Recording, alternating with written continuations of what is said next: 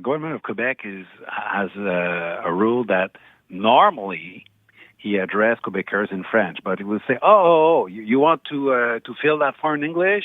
Are you a member of the English-speaking community? And they will ask some little question. But this is not about healthcare. We are not talking about healthcare or social service when we do that. It's an administration concern. And I think the English-speaking community were like afraid or aware about their rights to be served and to get services about healthcare. And it's important to reassure that nothing changed about that. So that's Jean-Francois Roberge, the Minister of the French Language, trying to reassure CJAD 800 listeners on Friday about these new directives on the language of healthcare in Quebec. As he put it on our waves, this is about administrative stuff. This does not have to do with care. But those who have looked at the 31-page directive say the exact opposite and say, no, the directives and the examples put in the directives make it pretty clear that it affects the language of care in this province. Let's now go to Éric Duhaime, the leader of the Conservative Party of Quebec. He's on the line to react to that. Éric, welcome back to the program. Hi, Elias. Always a pleasure. It really is a pleasure. And I will remind our listeners that you were the guy in the last provincial election. You did the press conference. I'll never forget this. You do a press conference with the number 96 for Bill 96 in a red circle with a red line through it. So, we're talking about these language directives as a result of Bill 96. I need to know your thoughts on the latest here. First off, I'm really disappointed to see that the priority of those people is to write 31 pages of directives on the language of the people coming to have care. When you're going to the hospital, it's because you have a health problem. You don't have a linguistic problem. And to show your identity and your paper and your certificate to prove that you're one of those who have the privilege of being served in English is ridiculous. The idea behind it is completely ludicrous. And the same week that the government is doing that, what did we find out last week? We found out that 27% of Quebecers don't even have a family doctor. It's 9% more than when the CAQ arrived in power. Okay, so there's over one person out of four that is listening to us today that doesn't even have a family doctor, and their priority is to write 31 pages about who should have a right to be serviced in English in a hospital in Quebec. So, how disconnected are those people? And I want to ask you this, and this is a pretty direct way of putting it here, but you heard Jean-Francois Roberge. The government is adamant, right? And they three ministers did an op-ed, right? An open letter that they published, right? When they say nothing is changing, if you've looked at the 31 pages of directives, right, are they telling the truth that nothing has changed when it comes to care? Well, I read the fact-checking done by the Gazette, and I was quite concerned. And I think that they have less interest than the government to promote the policy. So I'm going to believe the fact checking that was done by the Gazette. And when you read the directive, it's not, if it's not true, and if nobody's going to be deprived of services and blah blah blah. So why do they need 31 pages to explain it if it's that simple? I don't get it. I don't understand why. I understand politically why they're doing it, and we all understand why they're doing it, because they're trying to attract, their base that has gone to the Parti Québécois, and that's politics. You have to see behind it what's going on here.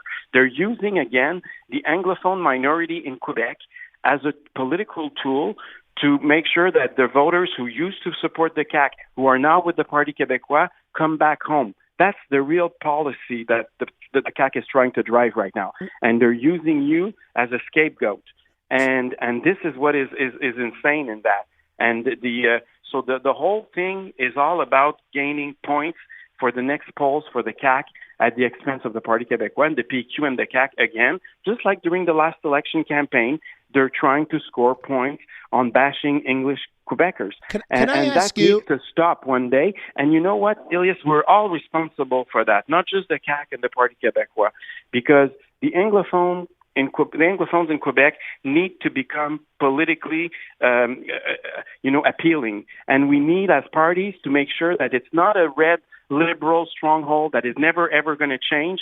and there needs to be some electoral competition within the English community if we want things to change, because that's one of the weakest problems of the Anglophone community in Quebec right now, is that the Liberals take you for granted, they never listen to you, and the others are trying to score political points against you.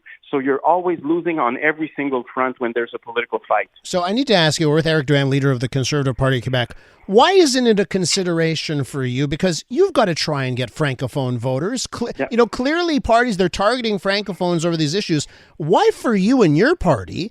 You know, everyone's got to play the game of politics. Why don't you play the same game when it comes to the language and healthcare? We're conservative. Our slogan was free to choose. I mean, we do believe in freedom of choice.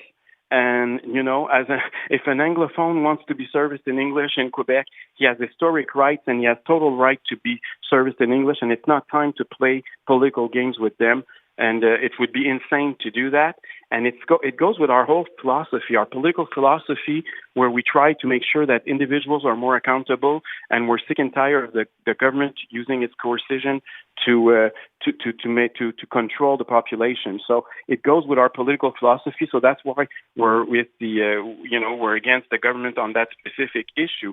And today, if we had win just one or two seats, imagine if the Conservatives in Quebec, if Bonnie Feigenbaum, for example, in Darcy McGee, or Axel Lelouch in Robert Baldwin, or any other ones who finished second, if one of them won an election, imagine now the Liberals would be fighting for you guys because they would be scared that the Conservatives would make more inroads in the West End of Montreal, and those people would be fighting also for your rights. But right now, because there's the perception is that there's no election in those constituencies. They've been red since the beginning of Confederation, and there's no political fights going on right there. So nobody's taking care, and that's the real problem we have. There's what the CAQ is doing, but it's also a reflection of the fact that politically there's no leverage for the English community right now in Quebec, and that needs to change. It's not normal. It's not sane that we have such an important population that has no political voice and power right now. So, Éric, with that in mind, right, the Liberals are in the midst, or they're on the cusp, is probably the better way of putting it, of their own leadership race. And we've heard Denis Coderre, Pablo Rodriguez, Charles Milliard, all types of people may or may not be running, right? Yeah. Do you feel, and by the way, out of this weekend, right, we heard that they are now proposing, the party leadership is proposing a constitution for Quebec, right? Yeah. So do you feel that this moment of time with the Liberals' influx is your moment to pounce and try and make inroads with Anglos and with Montrealers in general? Well, but politics, it could change overnight. Of course, it's constituencies that didn't change since 1867, so it's not going to happen overnight. But I'm going to talk to all Quebecers, and for me, my Quebec includes Anglophones. I mean, you've been there since the beginning. We've built Quebec together, and we have to build bridges between our communities.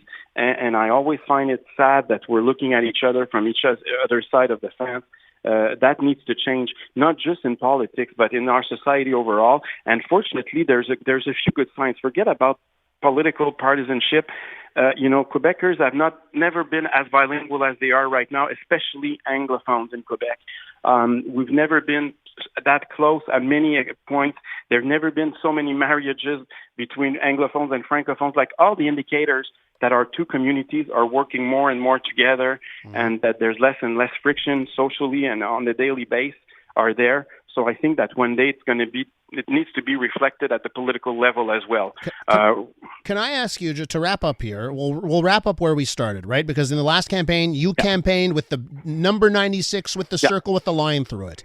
The next time around, would you campaign on a platform of rolling it back to just Bill 101 that was before the recent changes of Bill 96? Would you platform on that? Absolutely, because I think we had a bonne entente, if I could use a French word. I think there was no need to open that can of worm, and unfortunately, that's where we are. But we're specifically going to campaign about the fact that our priority is not to deprive Anglophones of their rights in hospitals, is to make sure that all Quebecers, including Anglophones, have access to better services, and they don't wait as much as they do right now. That should be our priority, not just ours, but everybody in Quebec. That should be the priority, and unfortunately, the government doesn't have that priority as we speak. Éric, got to leave it there. We'll catch up, I imagine, several times in the fall. Take care. Thank you so much. Au revoir. That's Éric Duhaime, leader of the Quebec Conservative Party.